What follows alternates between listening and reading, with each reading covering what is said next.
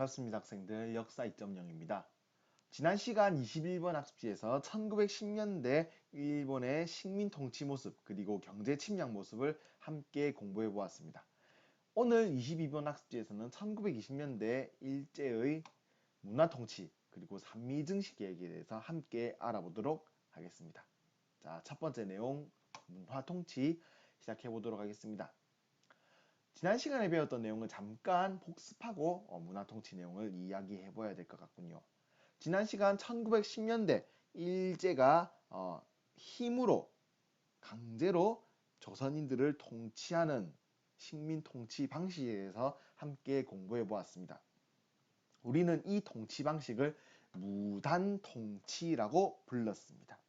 1910년대 진행되었던 무단통치, 조선인들의 불평불만은 조금씩 쌓여갔고, 이렇게 쌓인 조선인들의 불평불만이 대규모 독립운동으로 크게 나타나게 됩니다. 이 운동이 1919년에 있었던 3.1운동입니다.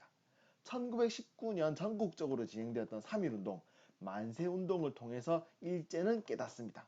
조선인들을 힘으로 찍어 누르는 무단 통치로는 결국 한계가 있다라는 사실을 말이죠.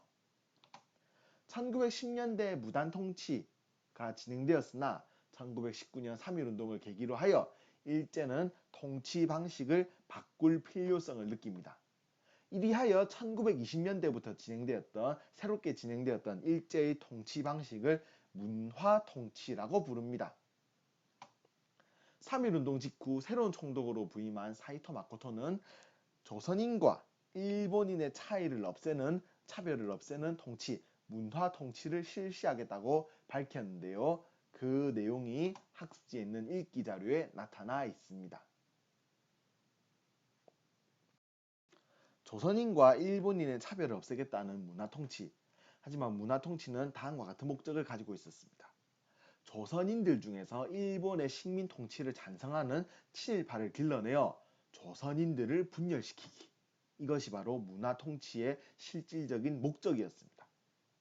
친일파를 길러내어 조선인을 분열시킴으로써 일제는 3.1운동 때 나타났던 조선인들의 단결을 더 이상 나타날 단결을 완전히 막고자 하였던 것입니다. 그리고 실제로 문화통치가 진행되면서 일부 조선인들이 일본의 식민통치 정책에 적극적으로 찬성하는 모습을 보이게 되고 한국의 독립운동, 민족운동이 분열되는 결과를 가지고 오게 되는 것입니다. 자, 그렇다면 우리가 알아봐야 할 내용은 다음과 같습니다. 일제는 이렇게 말했습니다. 문화통치를 실시함으로써 일본인과 조선인 사이의 차이를 없애겠다라고 말이죠. 과연 정말로 그랬을까요? 조선인과 일본인 사이의 차별은 실질적으로 없어졌을까요? 자, 우리는 이 내용을 한번 비판적으로 살펴볼 필요가 있겠습니다. 문화통치를 실시하면서 일제는 다음과 같이 발표합니다. 그동안 군인 출신만이 임명되었던 조선 총독에 이제 문관 출신도 임명이 가능하다라고 말이죠. 하지만 문화통치가 실시된 이후에도 단 한 번도 문관 출신이 총독으로 임명된 적은 없습니다. 문화통치가 실시되면서 일제는 다음과 같이 발표합니다. 군인 경찰이 경찰의 업무를 맡는 헌병경찰 제도를 폐지하고 일반경찰, 보통경찰이 업무를 맡는 보통경찰 제도를 실시하겠다라고 말이죠. 하지만 보통경찰 제도가 실시되었음에도 불구하고 경찰의 규모는 1910년대 헌병경찰 제도가 실시되었을 때보다 훨씬 더 많이 큰 규모로 증가합니다. 그리고 조선인들의 독립운동을 단합하기 위한 새로운 법, 치안유지법이 만들어지면서 조선인들의 독립운동에 큰 어려움을 겪게 되는 것입니다. 1925년 제정되었던 치안유지법은 겉으로는 공산주의를 방지한다라는 내용을 담았으나 일제는 이 치안유지법을 조선의 독립운동을 단합하는 데 적극적으로 활용하였습니다.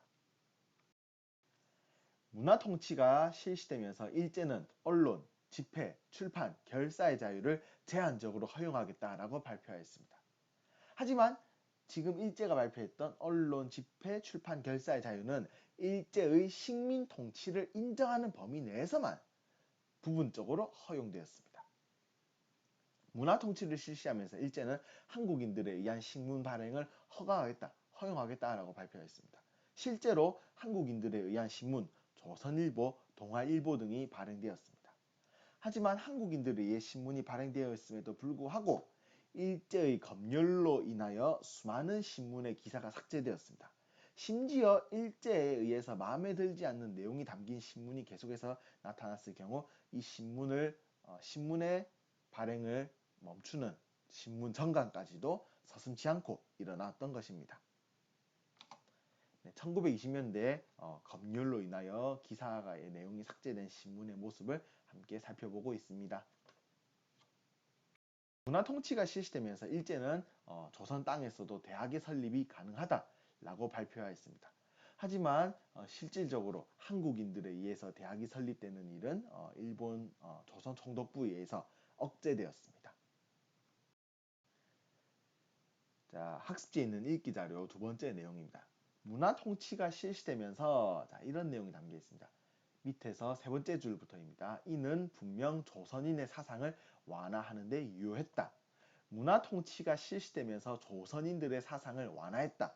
결국 조선인들의 독립에 대한 강력한 의지를 완화하는 데 성공했다라는 내용을 담고 있습니다.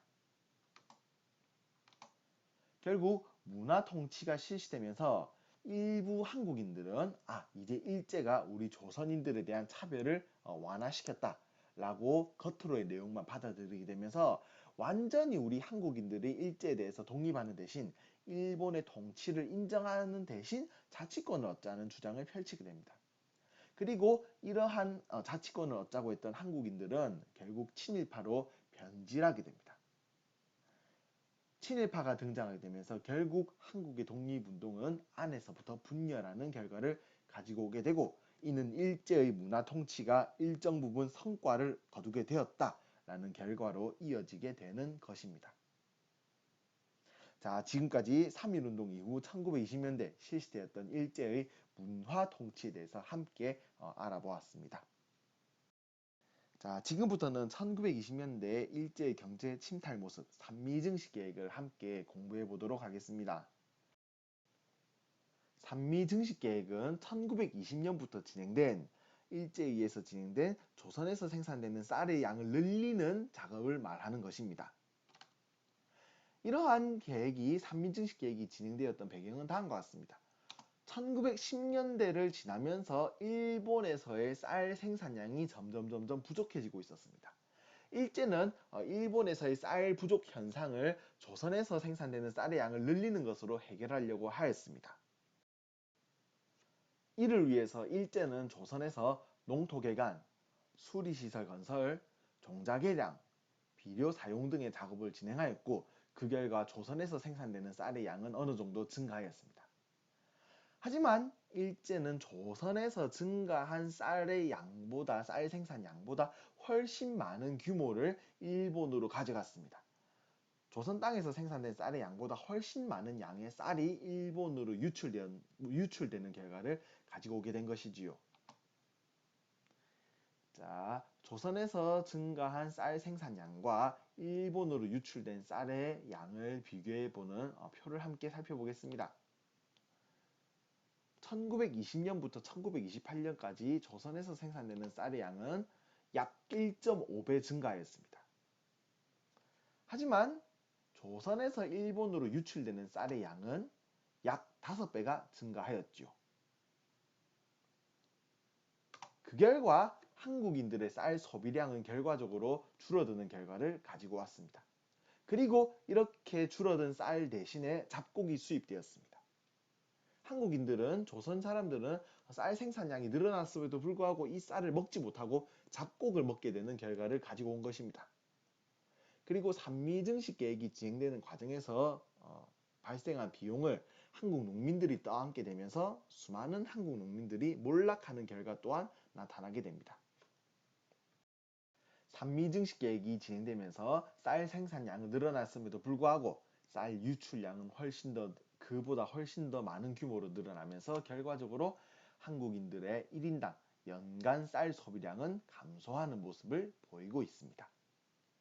1920년대 일제의 경제 침탈 모습 첫 번째, 산미증식 계획에 대해서 지금까지 함께 알아보았습니다. 자, 다음은 1920년대 일제의 경제 침략 모습 두 번째, 회사령 폐지에 대해서 함께 공부해 보도록 하겠습니다. 우리는 지난 21번 학습지에서 1910년대 일본이 회사령을 실시하면서 조선 총독부에게 허가받은 사람들만 경제활동, 회사 설립이 가능하다라는 점을 함께 배웠습니다. 1920년대 회사령이 폐지되면서 기존의 허가제 대신 신고제가 운영됩니다.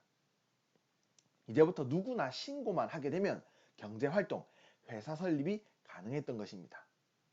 자, 하지만 1910년대 회사령이 실시되면서 한국인들이 만들었던 회사 규모와 일본인들이 만들었던 회사 규모는 점점 그 격차가 커지고 있는 상태였습니다. 이렇게 한국 회사의 규모와 일본 회사의 규모가 커진 상황에서 회사령이 폐지되고 누구나 자유롭게 회사 설립이 가능하게 되지만은 결과적으로 한국 회사의 성장에 비해서 일본 회사의 성장이 더욱더 커지는, 증가하는 결과를 가지고 온 것입니다. 1910년대 회사령이 실시되면서 벌어졌던 한국 회사와 일본 회사의 격차가 회사령이 폐지되고 신고제가 실시되면서 훨씬 더 격차가 벌어지게 된 것입니다. 자, 그 모습을 그래프로 살펴보면 다음과 같습니다. 1920년대에 이미 한국 회사와 일본 회사의 격차가 이렇게 커져 있는 모습을 우리는 볼 수 있습니다.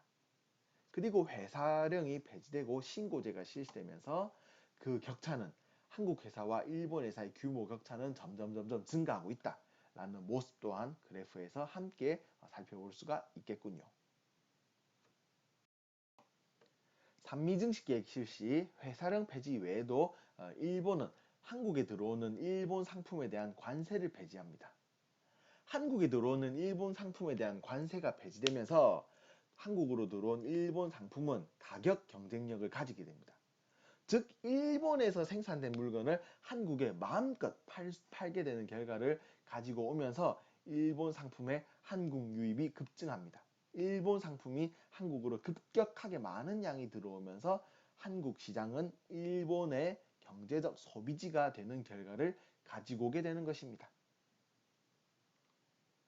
자, 지금까지 우리는 1920년대의 일제의 식민 통치 모습을 문화 통치, 그리고 산미증식 계획 등으로 함께 살펴보았습니다. 다음 시간에는 1930년대, 40년대 일제의 식민 통치 모습을 민족말살 정책, 병참기지화 정책, 국가총동원법 등으로 함께 알아보도록 하겠습니다. 다들 수고 많이 하셨습니다.